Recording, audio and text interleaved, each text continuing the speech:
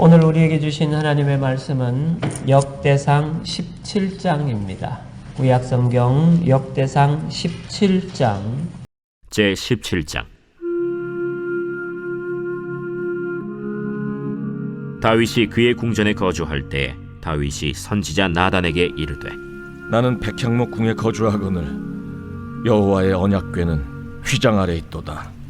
나단이 다윗에게 아뢰되, 하나님이 왕과 함께 계시니 마음에 있는 바를 모두 행하소서. 그 밤에 하나님의 말씀이 나단에게 임하여 이르시되, 가서 내 종 다윗에게 말하기를, 여호와의 말씀이 너는 내가 거할 집을 건축하지 말라. 내가 이스라엘을 애굽에서 올라오게 한 날부터 오늘까지 집에 있지 아니하고 오직 이 장막과 저 장막에 있으며 이 성막과 저 성막에 있었나니, 이스라엘 무리와 더불어 가는 모든 곳에서 내가 내 백성을 먹이라고 명령한 이스라엘 어느 사사에게 내가 말하기를, 너희가 어찌하여 내 백향목집을 건축하지 아니하였느냐고 말하였느냐 하고, 또한 내 종 다윗에게 이처럼 말하라. 만군의 여호와께서 이처럼 말씀하시기를, 내가 너를 목장 곧 양떼를 따라다니던 데에서 데려다가 내 백성 이스라엘의 주권자로 삼고, 네가 어디로 가든지 내가 너와 함께 있어 네 모든 대적을 내 앞에서 멸하였은즉 세상에서 존귀한 자들의 이름 같은 이름을 네게 만들어 주리라. 내가 또 내 백성 이스라엘을 위하여 한 곳을 정하여 그들을 심고 그들이 그곳에 거주하면서 다시는 옮겨가지 아니하게 하며 악한 사람들에게 전과 같이 그들을 해치지 못하게 하여 전에 내가 사사에게 명령하여 내 백성 이스라엘을 다스리던 때와 같이 아니하게 하고, 또 내 모든 대적으로 내게 복종하게 하리라. 또 내게 이르노니, 여호와가 너를 위하여 한 왕조를 세울지라. 내 생명의 연한이 차서 내가 조상들에게로 돌아가면 내가 내 뒤에 넷씩 곧 내 아들 중 하나를 세우고 그 나라를 견고하게 하리니, 그는 나를 위하여 집을 건축할 것이요 나는 그의 왕위를 영원히 견고하게 하리라. 나는 그의 아버지가 되고 그는 나의 아들이 되리니, 나의 인자를 그에게서 빼앗지 아니하기를 내가 내 전에 있던 자에게서 빼앗음과 같이 하지 아니할 것이며, 내가 영원히 그를 내 집과 내 나라에 세우리니 그의 왕위가 영원히 견고하리라 하셨다 하라. 나단이 이 모든 말씀과 이 모든 계시대로 다윗에게 전하니라. 다윗 왕이 여호와 앞에 들어가 앉아서 이르되, 여호와 하나님이여, 나는 누구이오며 내 집은 무엇이기에 나에게 이에 이르게 하셨나이까? 하나님이여, 주께서 이것을 오히려 작게 여기시고 또 종의 집에 대하여 먼 장래까지 말씀하셨사오니, 여호와 하나님이여, 나를 존귀한 자들같이 여기셨나이다. 주께서 주의 종에게 베푸신 영예에 대하여 이 다윗이 다시 주께 무슨 말을 하오리까? 주께서는 주의 종을 아시나이다. 여호와여, 주께서 주의 종을 위하여 주의 뜻대로 이 모든 큰 일을 행하사 이 모든 큰 일을 알게 하셨나이다. 여호와여, 우리 귀로 들은 대로는 주와 같은 이가 없고 주 외에는 하나님이 없나이다. 땅의 어느 한 나라가 주의 백성 이스라엘과 같으리이까? 하나님이 자기 백성을 구속하시려고 나아가사 크고 두려운 일로 말미암아 이름을 얻으시고 애굽에서 구속하신 자기 백성 앞에서 모든 민족을 쫓아내셨사오며, 주께서 주의 백성 이스라엘을 영원히 주의 백성으로 삼으셨사오니, 여호와여, 주께서 그들의 하나님이 되셨나이다. 여호와여, 이제 주의 종과 그의 집에 대하여 말씀하신 것을 영원히 견고하게 하시며 말씀하신 대로 행하사 견고하게 하시고, 사람에게 영원히 주의 이름을 높여 이르기를, 만군의 여호와는 이스라엘의 하나님 곧 이스라엘에게 하나님이시라 하게 하시며, 주의 종 다윗의 왕조가 주 앞에서 견고히 서게 하옵소서. 나의 하나님이여, 주께서 종을 위하여 왕조를 세우실 것을 이미 듣게 하셨으므로 주의 종이 주 앞에서 이 기도로 간구할 마음이 생겼나이다. 여호와여, 오직 주는 하나님이시라. 주께서 이 좋은 것으로 주의 종에게 허락하시고 이제 주께서 종의 왕조의 복을 주사 주 앞에 영원히 두시기를 기뻐하시나이다. 여호와여, 주께서 복을 주셨사오니 이 복을 영원히 누리리이다. 다윗은 수건 사업이던 하나님의 언약궤를 예루살렘에 모시고 나서 이제 평안한 마음으로 지내도 되지만 그 상황이 되고 나니까 이제 하나님의 궤를 모신 그 성막과 자신이 거하고 있는 궁이 비교되기 시작합니다.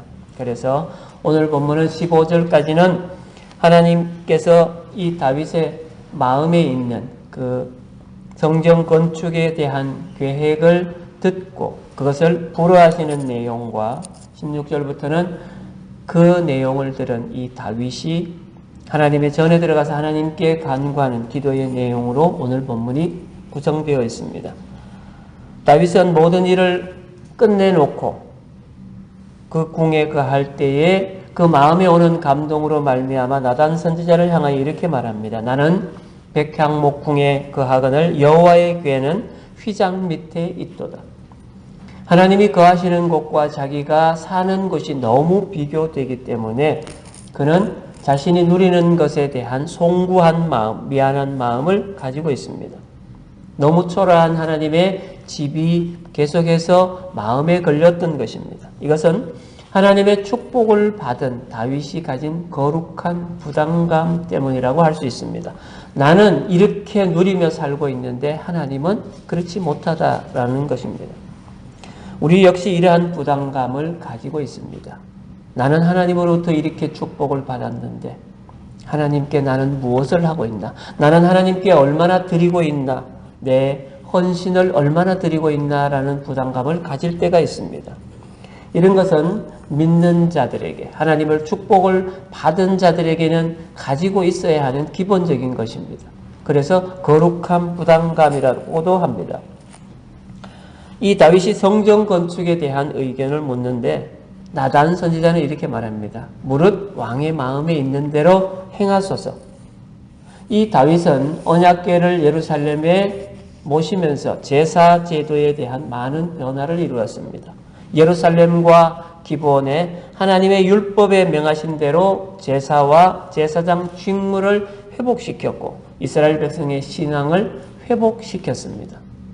그가 요시아의 종교개혁만큼은 아니지만 예루살렘을 하나님의 성전의 중심이 되는 곳으로 만들기 시작했던 그 시작입니다.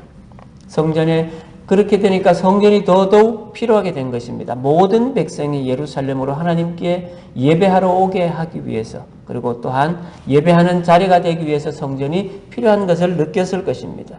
그래서 나단 선지자에게 자기의 마음을 상의했던 것이고 나단 선지자 역시 자신이 생각했을 때 이것은 전혀 문제가 되지 않습니다. 그래서 왕의 마음에 있는 대로 그렇게 행하소서라고 왕과 대화를 끝마친 그 밤에 하나님께서는 나단 선지자를 찾아가셨습니다. 그리고 분명하게 하나님의 입장을 나단에게 말씀하십니다. 다윗의 성전 건축이 합당하지 않다는 겁니다. 사람들이 보기에 합당하고 선하게 보인다고 해서 반드시 그것이 하나님께 선한 것은 아니라는 것을 말합니다. 다윗의 하나님에 대한 열심, 열정은 성경이 기록하고 우리가 아는 대로 너무 누구보다도 컸고 그것을 하나님의 궤를 예루살렘에 모셔오기 위하여 2번이나 그가 시도했습니다.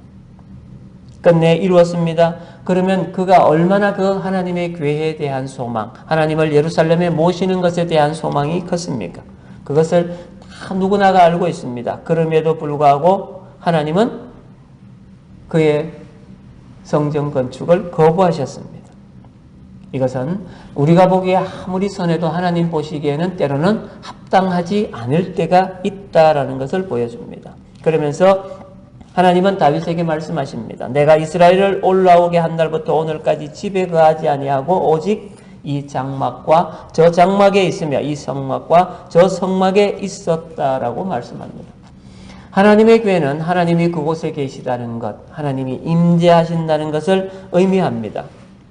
그렇게 하나님은 다윗과 함께 하셨고 이스라엘 백성들과 함께 하셨습니다. 그래서 내가 어디를 가든지 내가 너와 함께 있어 내 모든 대적을 내 앞에서 멸하였다. 너를 내가 항상 따라다녔다. 그것이 나의 몫이고 너가 그렇게 한 것이 아니라 내가 스스로 그렇게 한 것이다라고 말하고 있습니다. 여러분, 다윗이 왕이 되었을 때 통일 왕국의 왕이 되었습니다. 주변 국가들에게 어떤 모습으로 그것이 비춰졌겠습니까? 두려운 존재입니다. 다윗을 다 알고 있습니다. 가장 먼저 움직인 것이 바로 블레셋이었습니다. 블레셋은 다윗이 도망했을 때 그곳에 한동안 있었습니다. 라기스에. 그래서 그들은 다윗을 없애기 위하여 올라왔습니다. 1차, 2차 전쟁을 치르면서 하나님께서는 그에게 승리를 안겨주셨습니다. 그 이후로 주변에 있는 나라들, 모압, 암몬, 에돔, 아람 등 전쟁을 벌이는 족족 다윗은 승리할 수 있었습니다. 이것은 다윗이 승리한 것이 아니라 그와 함께한 여호와 하나님께서 싸우셨기 때문에 그가 승리할 수 있었습니다.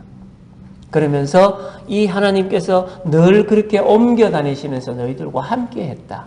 그러니까 네가 여기에 나를 위하여 집을 건축하지 않아도 된다라고 하나님의 계획을 말씀하시는 겁니다. 그러면서 하나님께서는 내가 또 내 백성 이스라엘을 위하여 한 곳을 정하여 너희를 심고 너희로 자기 곳에 거하여 다시는 옮기지 않게 할 것이라. 하나님은 그들을 애굽에서 인도하여 내셔서 가나안 땅에 정착하게 하셨습니다. 그러나 그들은 여전히 안정된 생활을 하지 못합니다. 사사시대 200년이 넘는 시간들을 어떻게 보냈습니까? 주변으로부터 늘 괴롭힘을 당하며 힘든 삶이었습니다. 지금까지 마찬가지입니다. 그러나 다윗을 통하여 하나님께서는 그 모든 것을 정리하시고 이제 조금은 편안하게 그곳에 정착해서 주인처럼 살게 하셨습니다. 그런데 하나님께서 그들에게 하신 것은 뭡니까? 너희들이 내 명령에 복종하면 지금 누리고 있는 모든 것들을 누릴 수 있다. 그러나 명령에 복종하지 않으면, 내 말에 순종하지 않으면 너희들은 다시 힘든 삶, 옮겨야 되는 삶을 살게 될 것이다. 그 이후로 그들은 아시리아와 바벨론에 의해서 다시 또한 나라를 옮겨 다녀야 하는 수고를 겪었습니다. 하나님은 다윗의 대적으로 하여금 다윗에게 복종하게 할 뿐 아니라 친히 하나님께서 다윗의 집을 세우시겠다고 언약을 말씀하십니다. 여러분, 사울 왕조는 분명하게 하나님에 의해서 세움을 받았습니다. 그러나 하나님께서 그의 불순종으로 말미암아 사울 한 대에 의해서 그치게 만들었습니다. 그러나 이 다윗은 자손 대대로 이어지게 할 것이라고 말씀합니다. 하나님은 11절에서 다윗에게 그의 아들 중 하나를 세우고 그 나라를 견고하게 하시겠다고 말씀하셨고 14절에서 그의 왕위가 영원히 견고하게 될 것이라고 말씀했습니다. 실제로 다윗 왕조는 약 350년간 지속되었습니다. 그러나 그들의 불순종으로 말미암아 결국 다윗 왕국도 멸망하였지만 하나님께서는 영원한 왕으로서 다윗의 자손으로 오신 예수 그리스도로 말미암아 그것을 영원히 보장하셨습니다.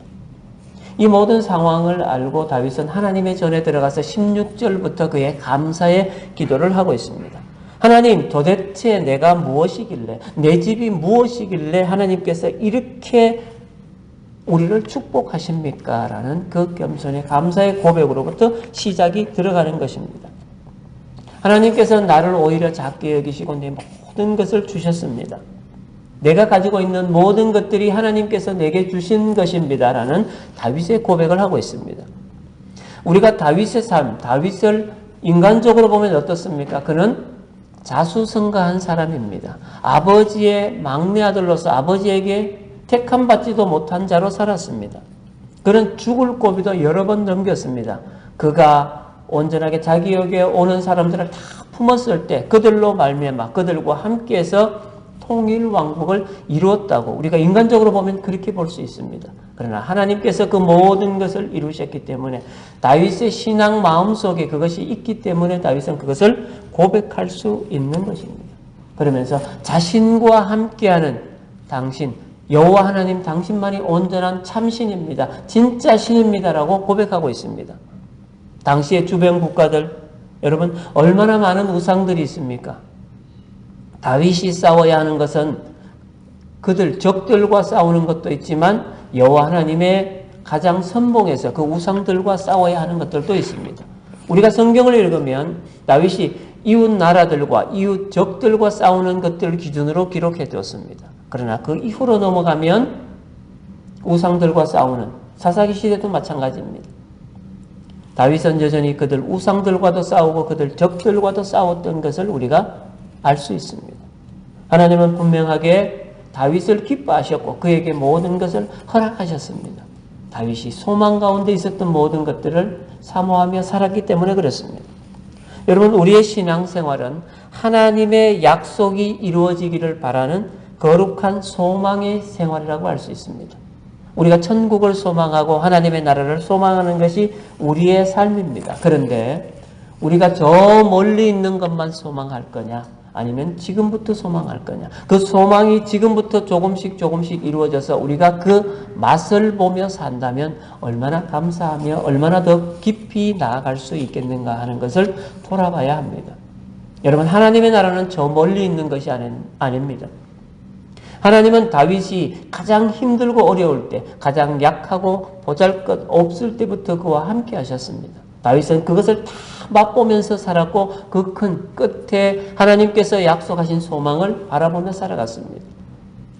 우리의 삶이 이 다윗과 함께 갈 수 있습니다. 믿음은 바라는 것들의 실상이라고 했습니다. 우리가 소망하는 것들, 우리가 믿는 것들, 우리가 바라는 것들이 저 멀리 있는 것이 아니라 지금 내가 누릴 수 있는 것이라는 그 소망을 가지고 찾아서 누리시기 바랍니다. 그것을 입술로 고백하시기 바랍니다.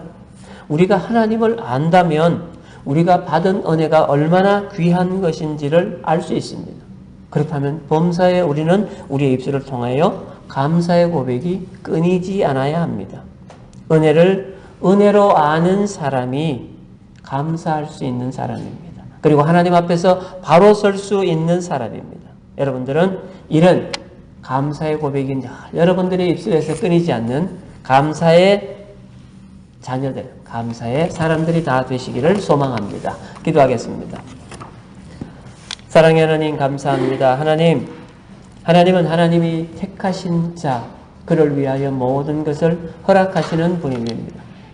하나님께서는 다윗을 양을 치는 들에서 그를 택하셔서 이스라엘의 주권자로 삼으셨습니다. 가장 큰 왕으로 세우셨습니다. 하나님, 그의 삶에서 하나님을 빼면 아무것도 남는 것이 없습니다. 그러기에 다윗은 모든 것을 고백합니다. 그리고 자기 마음에 있는 하나님에 대한 열정, 감사한 마음을 늘 입술을 통하여 표현합니다.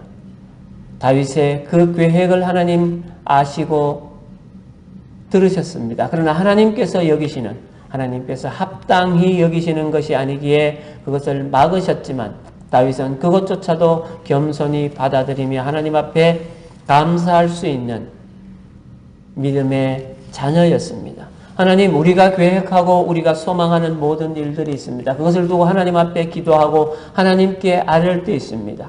그러나 많은 시간 우리는 그것이 우리의 때에 우리의 계획대로 이루어지지 않을 때가 많습니다. 그때마다 우리는 좌절합니다. 실족합니다. 그러나 하나님, 오늘 말씀을 들으며 우리가 다시 한번 자신을 돌아봅니다. 우리의 기도가, 우리의 간구가, 우리의 계획이 때로는 하나님에 의해서 좌절되고 중지되고 미뤄질 때가 있습니다. 그러나 하나님 감사함으로 우리가 나아갈 수 있기를 소망합니다. 하나님은 그보다 더 큰 계획으로, 더 큰 축복으로 예비하고 계시는 것을 우리가 깨달아 알게 하여 주시옵소서. 그래서 우리의 삶이 늘 감사하는 삶이 되게 하여 주시옵소서. 하나님께서 우리에게 허락하신 새로운 한 주간이 시작되었습니다. 이 한 주간 주님과 동행하는 삶이 되게 하여 주시고 매일매일의 삶에서 하나님 앞에 감사하는 감사의 삶을 살 수 있도록 주님 우리와 동행하여 주시고 우리의 삶을 지켜주시길 간절히 소망하며 예수님의 이름으로 기도합니다. 아멘.